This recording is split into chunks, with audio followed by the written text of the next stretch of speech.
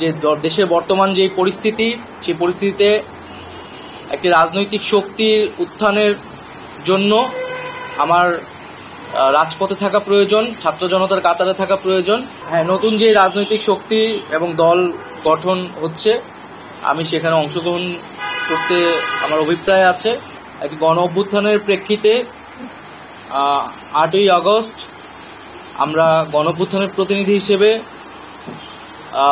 প্রথমে 2 জন এবং পরবর্তীতে আরও 1 জন 3 জন অন্তর্বর্তী সরকারে দায়িত্ব নেই অন্যান্য উপদেষ্টাবৃন্দের সাথে।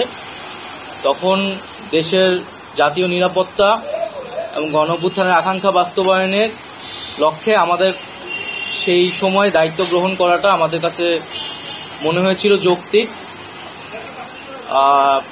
গত 6.5 মাসের প্রেক্ষিতে সরকার কাজ করছে, হয়তো আমরা আশানুরূপ ফলাফল এখনো পাইনি, কিন্তু আমার কাছে মনে হয়েছে যে সরকারের একটা স্ট্যাবিলিটিতে সরকার এসেছে এবং ব্যক্তিগতভাবে সরকারের বাইরে যে দেশের বর্তমান যে পরিস্থিতি, সেই পরিস্থিতিতে একটি রাজনৈতিক শক্তির উত্থানের জন্য আমার রাজপথে থাকা প্রয়োজন, ছাত্র জনতার কাতারে থাকা প্রয়োজন। এবং আমরা যে গণতান্ত্রিক পরিবর্তনের আকাঙ্ক্ষা করি, সেই আকাঙ্ক্ষার জন্য আমার যে গণ অভ্যুত্থানে যে ছাত্র জনতা অংশগ্রহণ করেছে, সেই শক্তিকে সংহত করতে আমি মনে করেছি যে আমার সরকারের থেকে আমার সরকারের বাইরে রাজপথে আমার ভূমিকা বেশি হবে।